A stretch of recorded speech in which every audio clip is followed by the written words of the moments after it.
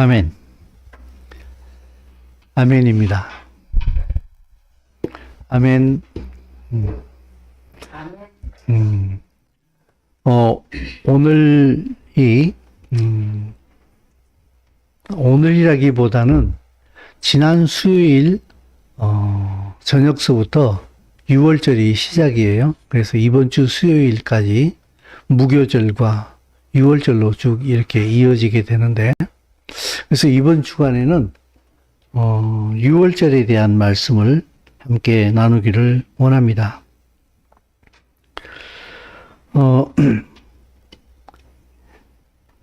자, 예전에 한번 여러분들에게 그런 말씀을 드린 적이 있는데,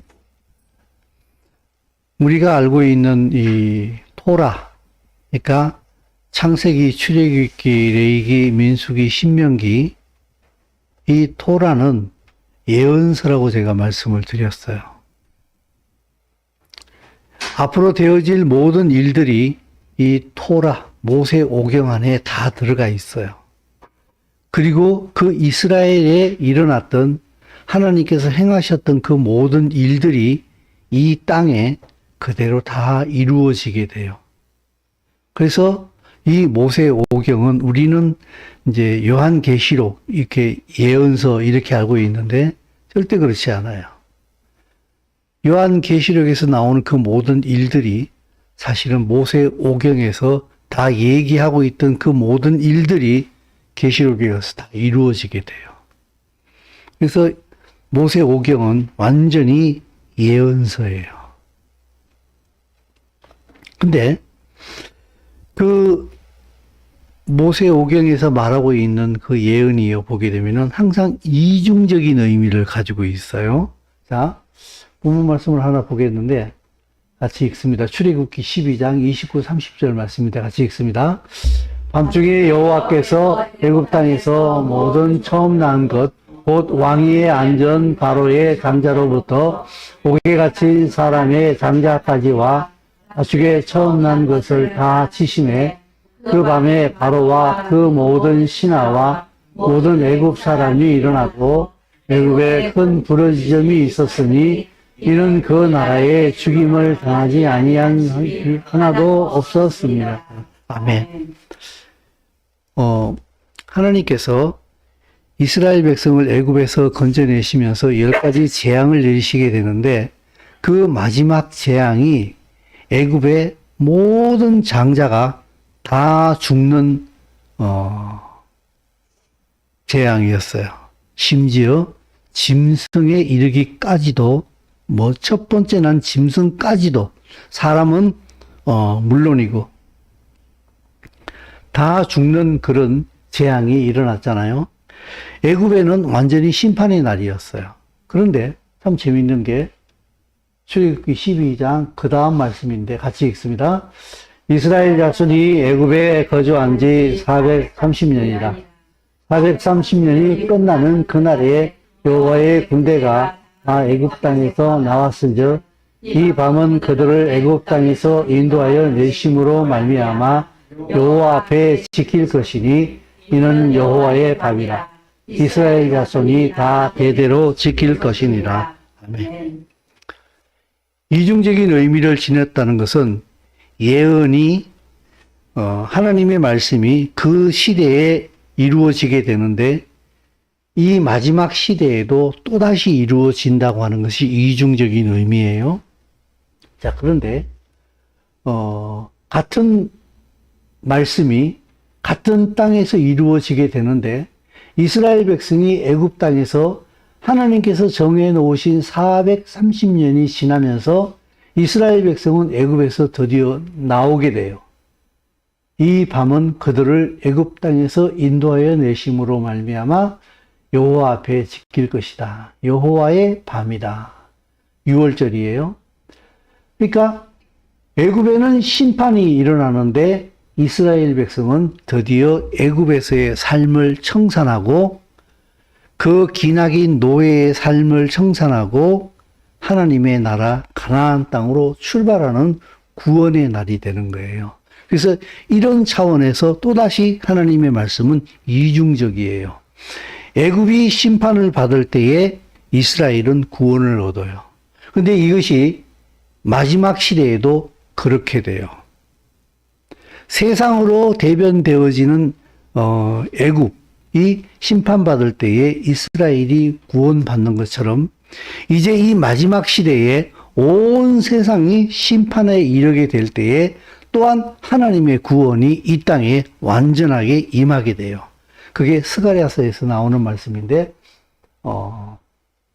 스가랴서는 마지막에 나오는 말씀이고, 자, 여기에도 보게 되면 요한계시록 1장 7절 말씀에 바로 그 말씀입니다. 같이 읽습니다. 볼지어다 그가 구름을 타고 오시리라. 각 사람의 눈이 그를 보겠고 그를 찌른 자들도 볼 것이요 땅에 있는 모든 족속이 그로 말미암아 애곡하니 그러하리라. 아멘. 자, 예수와 그리스도께서 성도들과 함께 구름을 타고 이 땅에 재림하시는 모습입니다. 이 땅이 완전히 하나님의 나라가 되어지게 되고 이스라엘이 되어지게 되고 모든 하나님의 백성이 구원이 완성되어지는 순간입니다. 그러나 그를 찌른 자들이고 땅에 있는 모든 족속들은 그 예수와로 말미암아 애곡한다 그랬어요. 계시록의 다른 부분에 보게 되면은 바위야 무너져라 나를 덮어라. 그 예수와께서 왕으로 임하는 모습이 그들에게는 너무나 큰 두려움이기 때문에 차라리 산이 무너져서 거기에 덮여서 피해버리고 싶을 만큼 왕의 임재하심이 이 땅에 임하심이 두려울 것이라고. 자, 마지막에는 스가랴서 말씀입니다. 같이 읽습니다. 그날의 생수가 예루살렘에서 솟아나서 절반은 동해로 절반은 서해로 흐를 것이라. 여름에도 겨울에도 그러하리라. 여호와께서 천하의 왕이 되시리니 그날에는 여호와께서 홀로 한 분이실 것이요 그의 이름이 홀로 하나이실 것이라. 아멘. 자, 이게 계시록과 동일한 말씀입니다. 스가랴서에 나오는 말씀으로 그날에 항상 구약 성경에서 그날이라고 하는 것은 여호와께서 왕으로 임하시는 마지막 그날을 얘기하는 거예요. 그날에 여호와께서 천하의 왕이 되신다. 여기서 우리가 살짝 엿볼 수 있는데 이 여호와가 바로 예수아라 하는 사실을 우리는 얼핏 엿볼 수 있습니다만은 바로 그분이 한 분 천하의 왕이 되실 것이다. 이스라엘이 온 땅을 덮게 될 것이다. 그래서 말씀드린 것처럼 출애굽기서에서 말씀이 나온 것처럼 이스라엘이 구원받을 때에 애굽은 심판을 받는다. 동시에 같이 일어나게 된다. 이 마지막 시대가 되면은 세상이 심판받을 때에 주의 백성의 구원이 완성되어지게 된다. 그래서 모세오경이 예언서라는 거예요. 그게 똑같이 이 마지막 시대에 가게 되면은 다시 그대로 이루어지게 되는 것이죠.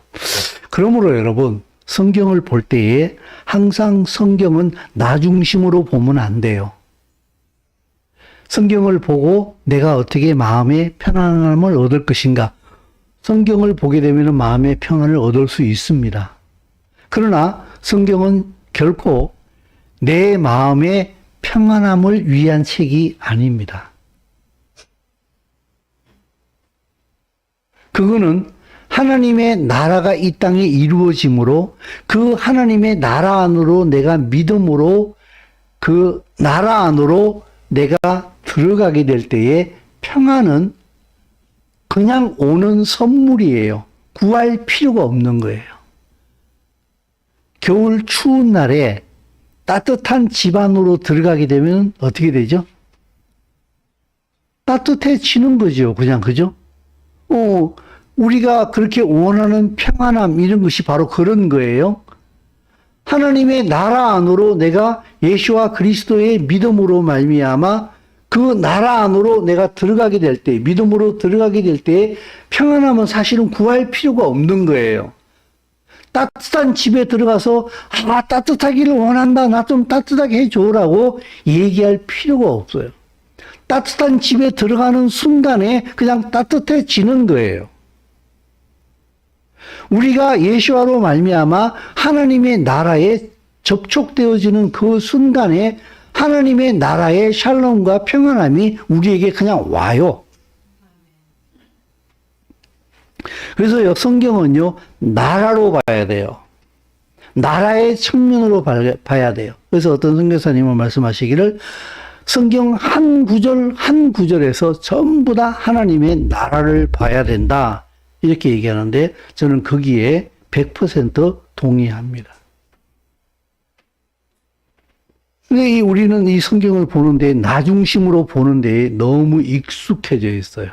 내 평안함, 내 건강함, 나의 부귀영화, 나의 일신상에 일어나는 모든 일들이 형통하게 되기를 원하는 전부 다 나 중심으로 성경을 봐요.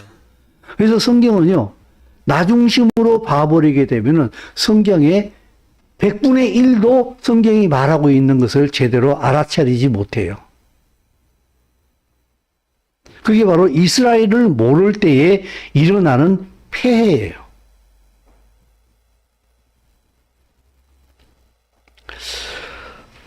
그래서 그 성경을 나라적으로 봐야 되고 그 하나님의 나라가 임하는 거예요.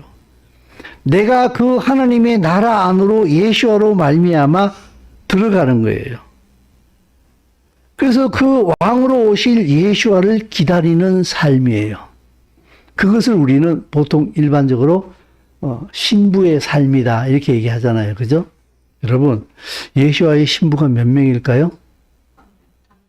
한 명입니다. 근데 어떻게 생각하세요? 예수 믿는 사람들이 많지요. 그죠? 그럼 예수와는 도대체 어떻게 되는 거예요? 일부 다처 정도가 아니라 억처? 수백억 처? 신부는 한 명입니다. 신부는 한 명입니다. 그럼 이거 어떻게 해석할 거예요? 이게 어떻게 해석이 가능하냐고요? 교회는 하나예요. 거기서 바로 우리가 지체란 얘기가 나오는 거예요. 신부는 한 명입니다. 그 신부가 교회예요. 우리는 교회 안에서 교회의 머리가 예수와예요. 그죠? 그 예수와가 머리 대신 교회 안에 우리는 지체로서 하나예요. 이건 신비적 개념이에요. 하나님의 나라의 개념이에요. 그래서 나 혼자 예수 잘 믿으면 되잖아. 이 사람은 아직까지 예수와가 누군지를 몰라요. 예수와가 누군지를 모르는 사람이 그렇게 얘기를 하는 거예요. 이스라엘은 뭘 중요한데 나 예수 하나 잘 믿으면 되지. 이게 도대체 예수와가 누군지를 모르는 거예요, 지금.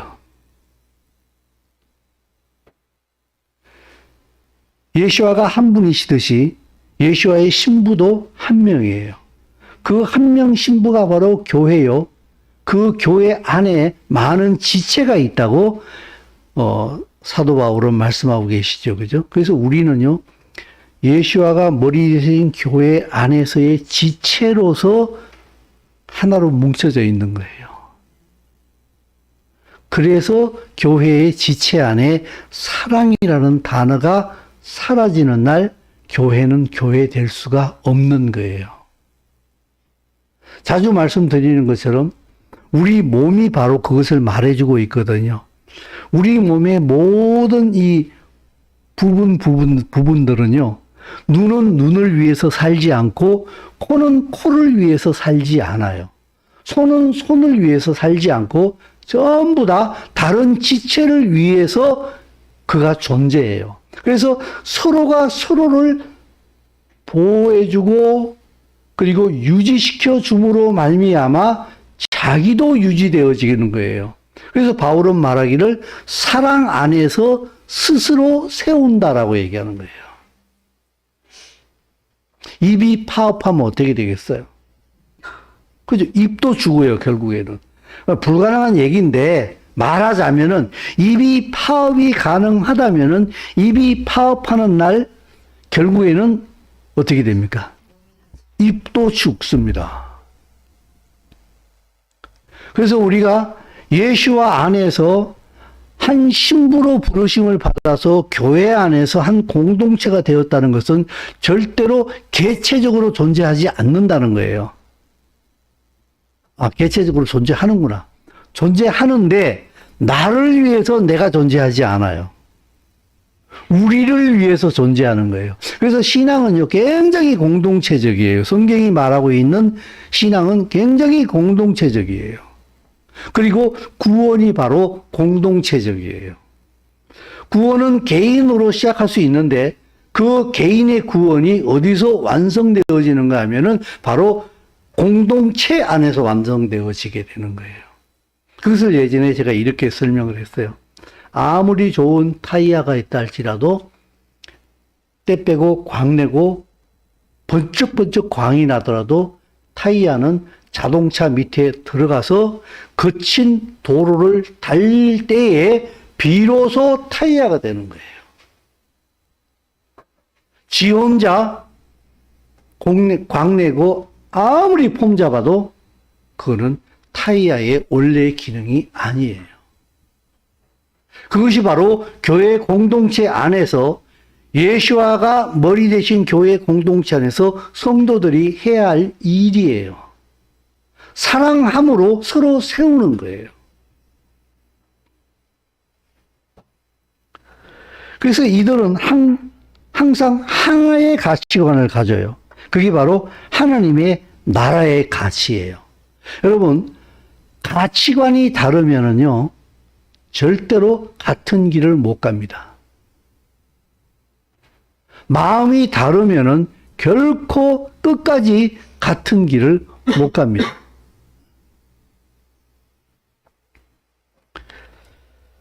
자, 우리 이런 글자를 하나 봐봅시다.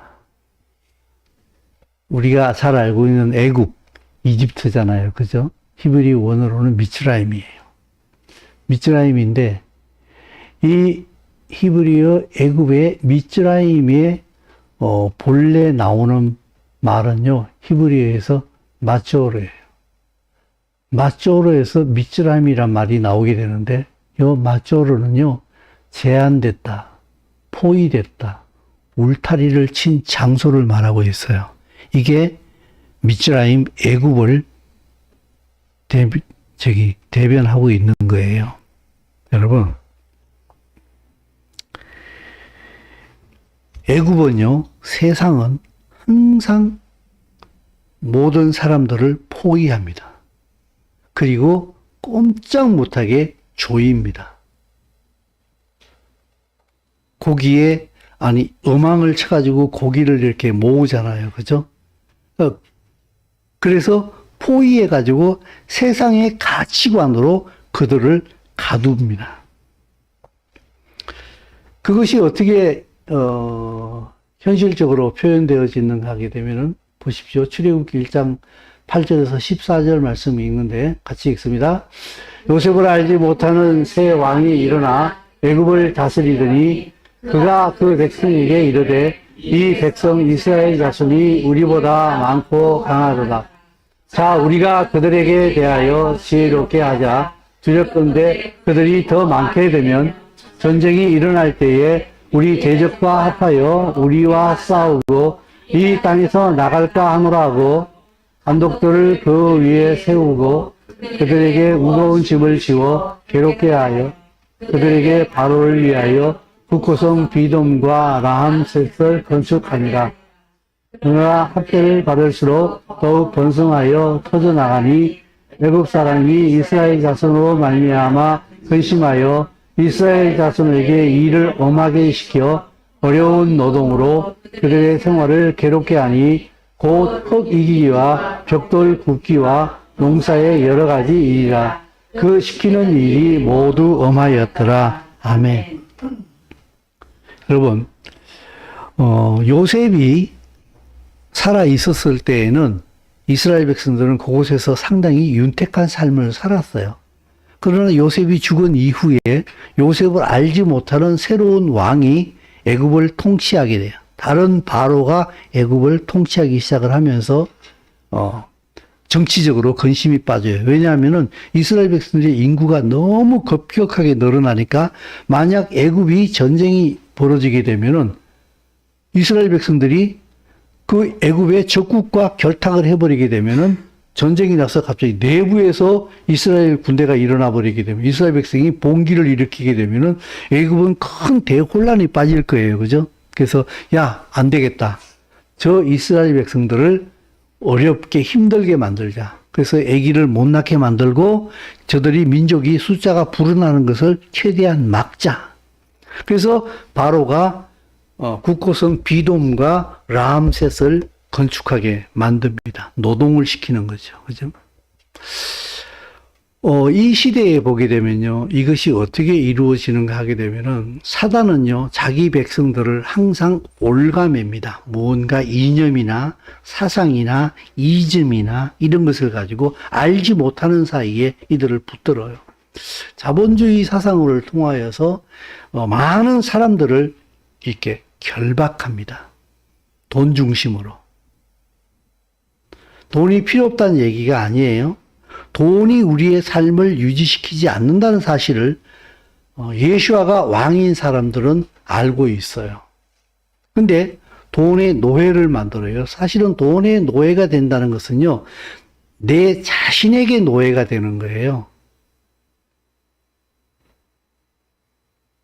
그래서 이들이 보게 되면은 이 21세기 이 시대를, 자본주의 시대를 살아가면서요, 돈에 엄청나게 집착을 합니다. 자신에게 집착하는 거죠. 자신의 삶을 이 돈을 통하여서 보상받으려고 하고, 보장받으려고 하고, 보호받으려고 하는 거예요. 물론 여기에는 굉장히 큰 명분이 있어요. 누구든지 간에 동의할 수밖에 없고 또 일정 부분 인정할 수밖에 없는 명분이 있어요. 가족을 위해서다. 가정을 누가 만들었을까요? 하나님께서 이 가정을 지키신다는 사실을 아십니까? 당신이 가장으로서 혹은 가정을 책임져야 될 자리에 있는 부모로서 일을 하지 않아도 됩니다라는 게으름을 조장하는 얘기가 결코 아니에요. 당신은 가정을 책임지되 내가 이 가정을 책임지는 것이 아니라 나의 왕이 나의 가정을 책임진다는 사실을 알아야 돼요. 그래서 내가 이 가정을 보호하고 책임져야 된다라고 하는 그 무거운 짐에서 벗어져 나와야 돼요. 이것은 내가 가장으로서 혹은 내가 가장의 자리를 맡고 있는 사람으로서 무책임하게 행동을 하라는 그런 의미가 아니에요. 최선을 다하되 내 최선으로 말미암아 이 가정이 보존되어진다라고 하는 자가당착적인 생각에서 벗어나라는 거예요. 많은 사람들이 그런 생각을 해요. 내가 여기에 있으니까 이게 유지가 되어지게 되지 내가 없으면은 여기는 끝나 이러잖아요. 근데 그 사람 없어지면 어떻게 돼요? 대부분 그냥 잘만 돌아갑시다.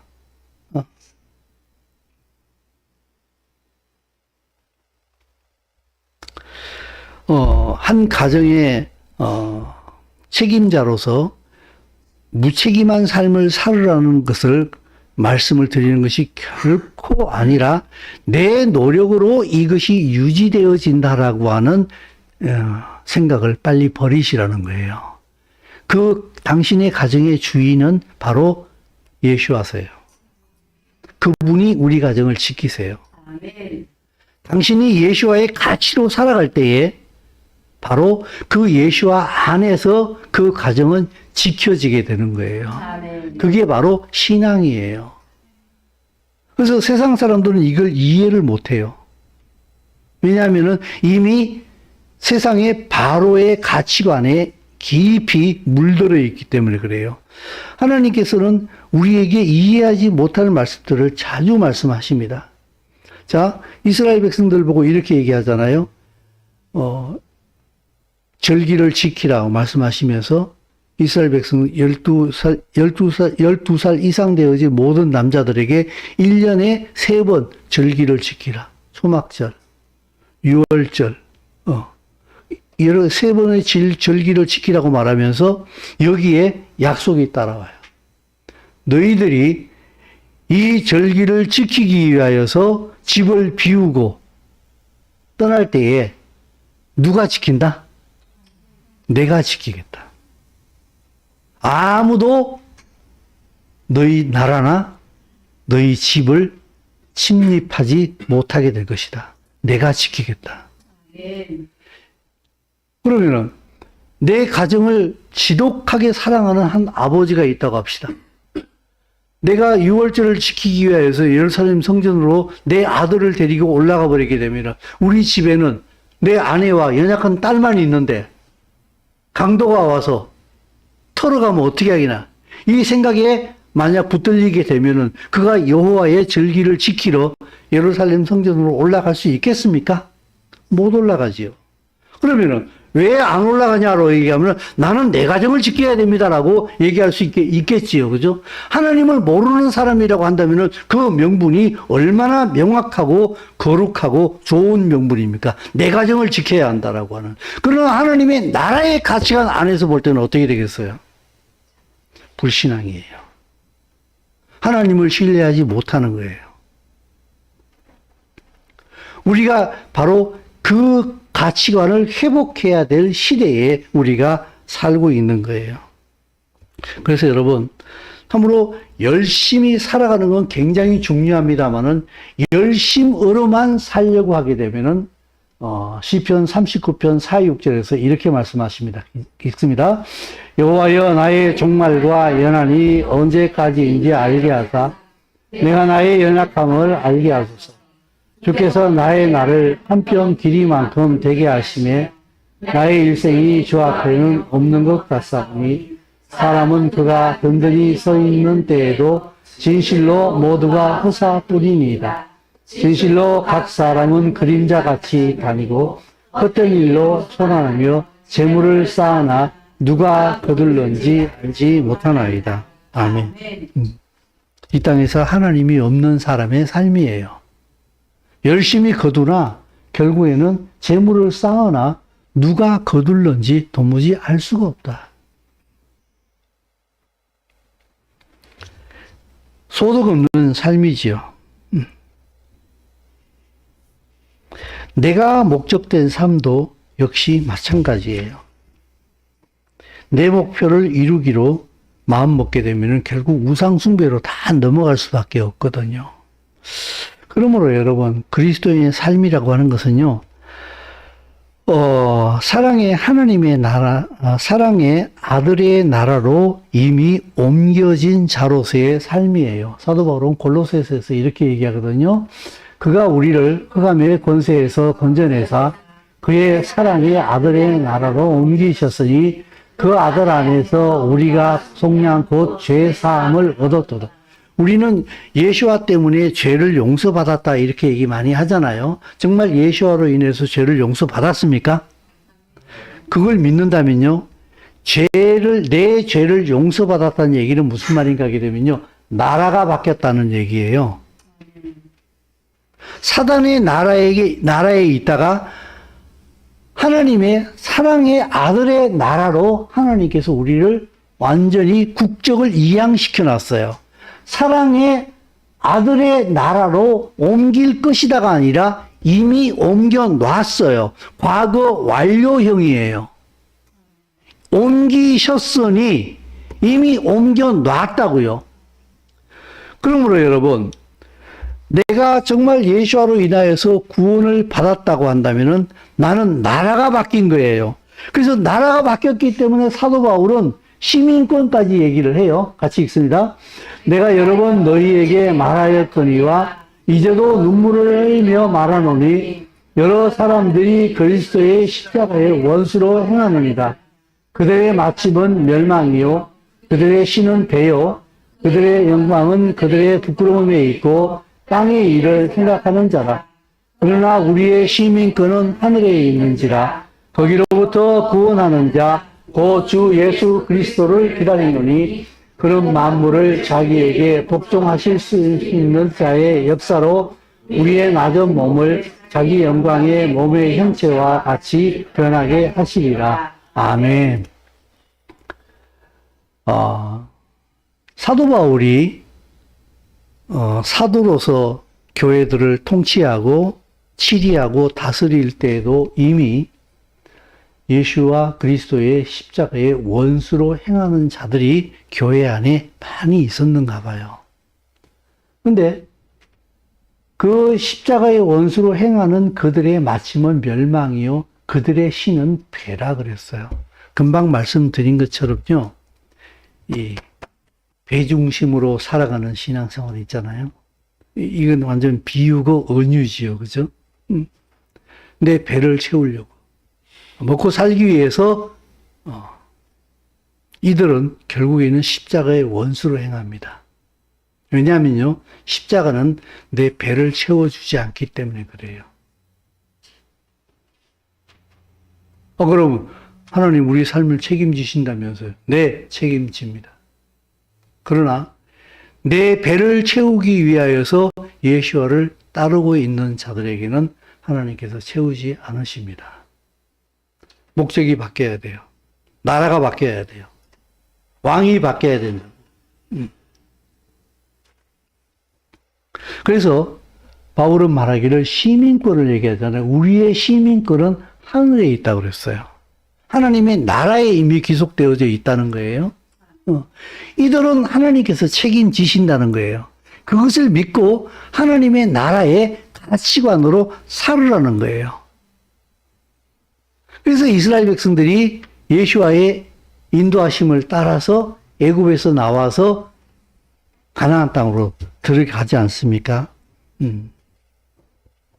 그러므로 여러분 굉장히 중요한 것은 이스라엘 백성들이 애굽에서 나왔을 때에 하나님께서 분명히 모세에게 말씀하실 때에 너희를 가나안 땅으로 인도하려 하노라. 젖과 꿀이 흐르는 가나안 땅으로 인도하려 하노라 그랬어요. 그러면은요, 그 가나안 땅으로 같이 가려고 하는 의지가 있어야 돼요. 근데 이스라엘 백성들은 그 의지가 굉장히 부족했어요. 그래서 그들은 틈만 나면은 애굽에서 먹던 마늘이 좋았는데, 부추가 좋았는데, 노예 생활을 하면서 못 살겠다라고 얘기해놓고서 막상 떠나고 나니까 5, 6월에 장작불도 끄고 나니까 섭섭하다고, 그죠? 못 살겠다 그래 놓고서 데리고 나오니까 애굽이 그립다. 가마솥 옆에서 먹던 마늘, 부추, 고기가 그때 참 맛있었는데 돌아가자 심지어 이렇게까지 얘기합니다. 결국 패망합니다. 결국 패망합니다. 그들은 가나안 땅에 못 들어갔습니다. 그들이 말하는 대로 결국에는 광야에서 다 죽었어요.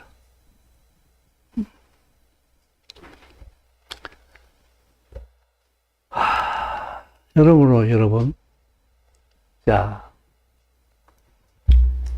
이게 8호에, 결국 이게 바뀌었네, 또. 8호 때, 바로예요. 근데요, 이건요, 폐하고, 로의 결합이에요. 히브리어에 보게 되면. 이 두 개가 결합해가지고, 파로오게 되는데, 파로의 이 뜻은요, 나쁜 입이란 뜻이에요. 히브리어에서요, 이 폐 있지 않습니까? 요건 입을 의미해요. 입. 로, 나쁘다는 거예요. 이 두 개가 합쳐지면은 나쁜 입이 되는데, 그게 바로 파로예요. 세상은 결코, 사단은 결코 사람을 축복하지 않습니다. 여러분, 축복은 하나님의 것이란 사실을 아십니까? 모든 좋은 선물은 빛의 아버지이신 하나님으로부터 가장 좋은 게 오는 거예요. 세상이 주는 것은, 예수와가 제외되어진 것은 내가 생각하기에 좋아 보일 뿐이지, 세상 가치관으로 인하여서 그게 좋아 보일 뿐이지 결코 좋지 않아요. 왜냐하면 바로는, 세상은요 나쁜 입이에요. 저주를 퍼부어요. 왜냐하면 사단이 자기가 멸망할 걸 알고 있기 때문에, 자기가 멸망하는데 자기 백성은 영생을 누려? 이거 못 보는 거예요. 계속 저주를 퍼부어요. 하나님을 모르는 사람은 말할 것도 없어요. 그래서 바로는 보게 되면은 애굽에 10가지 재앙이 내릴 때에 계속 이스라엘 백성들을 어떻게 하려고 해요? 어떻게 하죠? 침묵했습니까? 어떻게 했죠? 붙들어 두잖아요. 안 보내잖아요. 하나님의 말씀을 따라서 하나님의 나라로 떠나려고 하는 것을 안 보내주잖아요. 그래서 지금도 꼭 마찬가지예요. 세상은요, 온갖 사람이 보기에 내 하나님이 없는 시야로 봤을 때에 굉장히 좋아 보이는 거 있잖아요. 그죠? 삐까번쩍하고 휘황찬란하고 엄청나게 좋아 보이는 것들. 이것을 통하여서 사람들을 계속 붙듭니다. 거기에 머무를 수 있도록.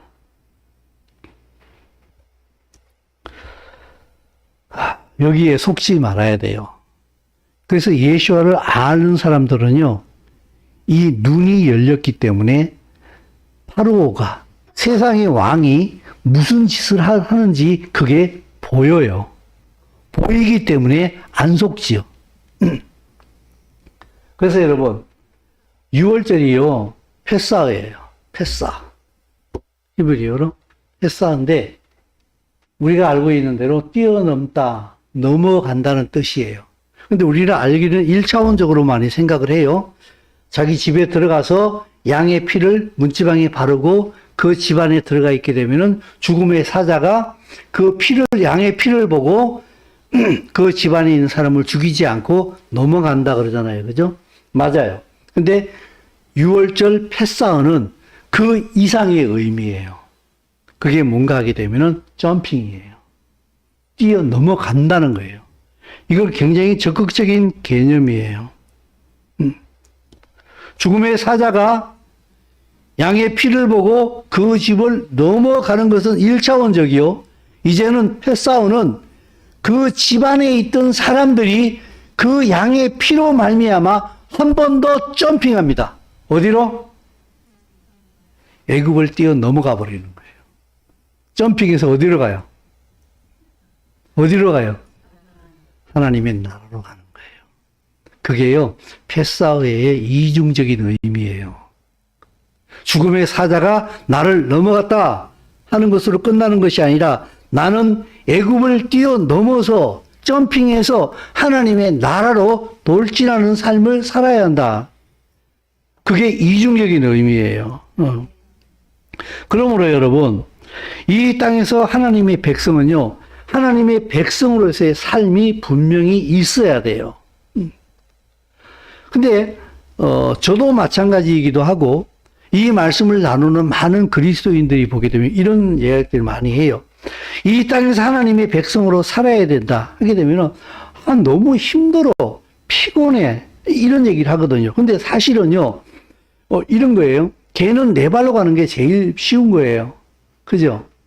예전에 뭐 세상에 이런 일이 봤더니 개가 두 발로 막 이렇게 앞발 이게 들고 개발 두 발로 이렇게 걷는 거 같아요.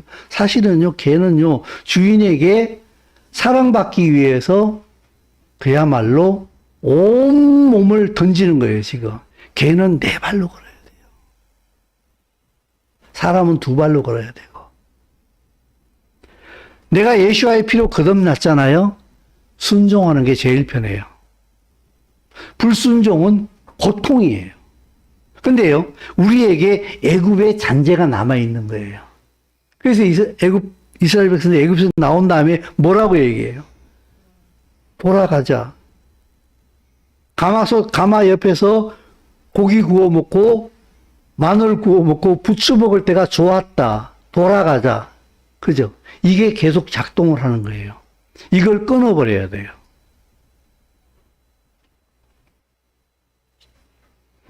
계속 애굽 방식으로 살려고 고집하게 되면요. 그의 삶은 굉장히 고통스럽습니다. 그거 자체가 당신에게 힘들어요. 그래서 난 순종하려고 하니까 너무 힘들어. 그럼 어떻게 할래? 난 세상 방법대로 사는 게 더 편해. 당신은 스스로 멸망의 길을 선택하는 거예요, 지금. 세상 가치관으로 사는 게 더 편해. 그래서 믿음으로 산다는 얘기는요, 나라의 방식으로, 하나님의 나라의 방법으로 사는 거예요. 그게 바로 우리는 가장 보편적인 단어로 순종이라고 얘기하잖아요. 그죠? 사실 정말 예수와의 피로 거듭난 사람은요, 사실 하나님의 말씀에 불순종하는 게 더 힘듭니다. 안 그렇습니까, 여러분?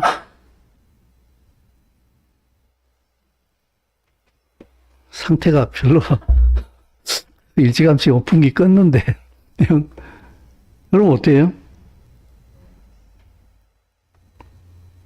순종의 안식이 있어요. 신앙생활 하면서도요, 불순종이 체질화되어지잖아요.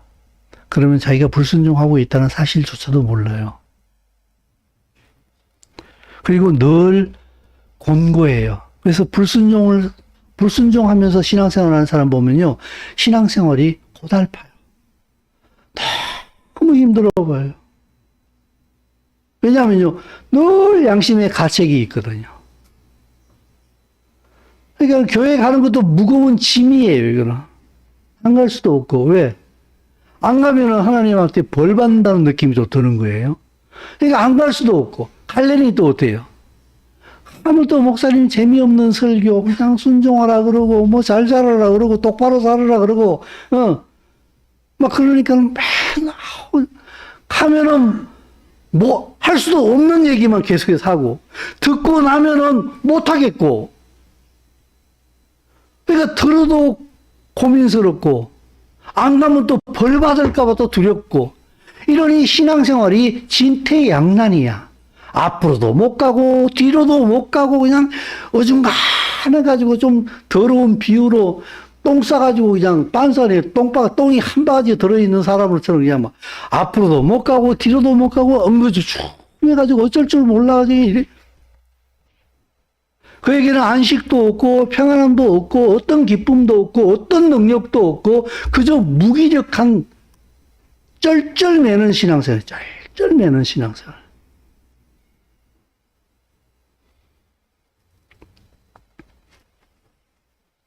사랑하는 성도 여러분, 순종 안에 안식이 있고 그곳에 능력이 있고 그곳에 기쁨이 있습니다. 가장 중요한 것은요, 일상의 삶이에요. 무슨 특별한 것을 요구하지 마십시오. 내가 기도했더니 문둥이가 나왔어. 죽은 사람이 발딱 일어나더구만. 좋지요. 그러나 그것도 굉장히 중요합니다만은 같은 급의 기적이 있어요. 그거는요, 오늘 아침에 예수와의 이름으로 일어나서 예수와의 사랑으로 밥을 하고 예수와의 사랑으로 식탁을 닦고 예수와의 사랑으로 바닥을 닦고 예수와의 사랑으로 출근하고 예수와의 사랑으로 일을 하고 하는 그 모든 것이 바로 가장 큰 기적이에요. 이 땅에서 예수와 때문에 내가 이렇게 행동을 하고 예수와 때문에 이렇게 말하고 예수와 때문에 이렇게 생각하고 하는 그 모든 것 자체가 가장 중요한 예배입니다. 그래서 아까 일상을 보니까 그죠? 아까 찬양에 일상 나왔잖아요. 그죠? 그래서 제가 계속 뒤에서 한 번 더 하자. 한 번 더 하자. 근데 사실은 제 말은요, 처음부터 가서 한 번 더 하자는 얘기였거든요. 근데 집사님은 계속 그 부분만 계속 반복을 하더라고요. 너무 좋아서. 일상의 삶이요, 바로 예수와 때문에, 그분의 말씀 때문에 이루어지는 이것이요, 가장 큰 기적이에요. 이게 사실은 창조적인 삶이에요. 하나님의 말씀이 나를 통해서 지금 이 땅에 이곳에 이루어지고 있는 중이거든요. 제발 신앙생활 열심히 한다는 사람은요, 어마어마한 일을 찾지 마세요. 그냥 예수와의 말씀으로 하루하루 일어나서 일하고 밥하고 청소하고 혹은 회사 다니고 그곳에서 예수와의 이름으로 예수와의 가치관으로 일을 처리하고 하는 그 모든 것이 하나님의 나라의 엄청난 예배예요. 가장 귀한 예물이라고요. 그게 그 일상의 삶이 가장 특별한 존재 증명이에요. 내가 누구인가를 증명하고 있는 거예요. 그들이 세상 속에서 삶을 살아가면서 승리하잖아요. 또 혹은 세상 속에서 삶을 살아가면서 세상 가치관과 충돌해가지고 상처 입잖아요. 그죠? 그들이 주일날 이곳에 모여가지고 하나님 말씀을 통해서 회복이 되어지는 거예요. 새 힘을 얻는 거예요. 치료가 되는 거예요. 근데 저 세상 속에서 하나님의 나라의 삶을 살지 않잖아요. 이곳에 와서 자요. 말씀이 괴로워요. 고통스러워요. 하나님 말씀이 내게 하나도 와닿지 않아요. 물과 기름처럼 이렇게 겉돌아요. 여러분은 어떻습니까?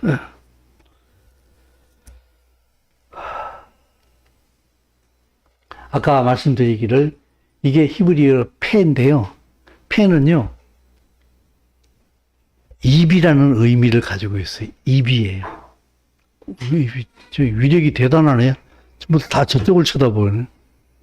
이쪽 보세요. 폐는요. 입을 의미해요.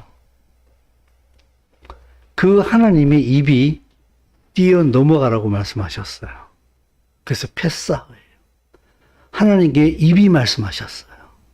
뛰어 넘어가라고. 애굽을 넘고 죽음을 넘고 하나님의 아들의 나라로 옮기셨다고 말씀하셨어요. 그러므로 살아가는 게 제일 쉬워요. 오히려 살게 된다라고 얘기하고 싶어요. 살면은 누려요. 근데 두려워가지고요. 계속 세상 가치관을 붙들고 있잖아요. 하나님 말 그렇게 하면 난 망해요. 그래서 난 그렇게 좀 지금 연약하니까 나 그렇게 못해요. 조금 더 성장한 다음에 할게요. 이러면서 계속 미루잖아요. 그리고 세상 가치관으로 살아가잖아요. 당신 삶 자체가 고통이에요. 고통스러워요. 그래서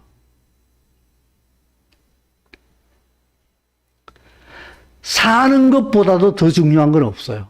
근데 우리는요, 늘 드리는 것처럼 살으라고 말하면은 연약하다는 이것이 입에 붙어 있어요. 당신은 연약할지 모르겠습니다만은 당신을 자기의 피로 구원하신 예수와는 말씀으로 천지를 창조하신 분이에요. 그 아들의 나라로 이미 옮겨 놨다고 얘기했어요. 그러면은요, 그 나라의 가치관으로 살면 돼요. 그게 내가 누구인가를 존재를 증명하는 거예요. 세상 걱정 근심에 붙들려가지고 세상 가치관으로 모든 것을 생각하고 결정하고 살아가게 되면요, 당신의 신앙생활 자체는 너무 고통스러워요.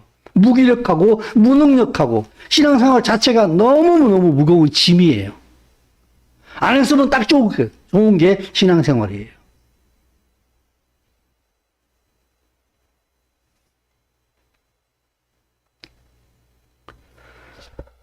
순종하게 되면은 내가 바로 누구인가를 알게 돼요. 순종만큼 중요한 가치가 없다고 얘기할 만큼 주의 말씀에 순종하게 될 때에 거기에서 우리는 하나님의 나라에 내가 이미 들어와 있다는 사실을 알게 돼요. 요새 지금은 많이 줄어들었습니다만은 그 탈북민들이 있잖아요. 그 한국에 뭐 태국에 어디 있다가 라오스 캄보디아에 있다가 중국에 있다가 이제 한국으로 비행기 타고 들어오잖아요. 그죠? 이 인천공항에 딱 도착하는 순간에 그냥 눈물이 왈칵 쏟아진답니다. 그냥. 그리고 뭐 하나원에 가서 3개월 동안 뭐 교육받고 그죠? 나중에 하나원 퇴소해가지고 나라에서 집 주잖아요. 집에 들어가게 되면은 뭐 너무 감동을 받는데요. 그리고 이제 그 해외여행 가지고 여권 받아가지고 이제 다른 나라 여행 가가지고 이 대한민국 여권을 참 내밀었을 때, 그죠? 우리가 일상적으로 느끼지 못하는 그 어떤 그 기쁨이 그들에게는 참 있는 것 같아요. 근데 나중에 한번 말씀을 드릴 기회가 있으리라는 생각이 듭니다만은 저 북한 동포들은 이스라엘하고 깊은 연관이 있어요. 하나님의 큰 은혜가 있을 거라는 생각이 드는데 이것처럼요. 대한민국에 들어오면은 대한민국이 주는 모든 혜택을 누리면 되는 거예요. 그죠? 근데 이거 너무 황송해요. 이걸 어떻게 누려요? 지하철이 왜 이렇게 깨끗해? 나는 이 지하철을 이렇게 탈 수가 없어. 지하철 바닥이, 여기 왜 이렇게 바닥이 깨끗해요? 신발 벗고 들어가야 돼요? 이럴 필요가 없는 거예요. 그죠? 이 나라가 주는 걸 백성으로, 국민으로서 누리잖아요. 그죠? 하나님의 나라의 백성으로서 누리는 삶을 살으라고요. 아멘. 믿음으로. 하나님의 말씀을 믿지 않으면 못 누려요. 믿지 않으면 못 누린다고. 그러니까 늘 불안한 신앙생활을 할 수밖에 없는 거예요. 그죠? 순종하잖아요. 다 누리게 됩니다. 그들은 하나님의 나라의 분사로서의 삶을 살게 되는 줄로 믿습니다. 아멘. 마지막으로 이 그림 하나 볼까요? 저희 막내 처제의 카톡 프로필 사진에 있는 걸 제가 감히 퍼왔어요. 보면서 내가 너무 감동을 받았어요.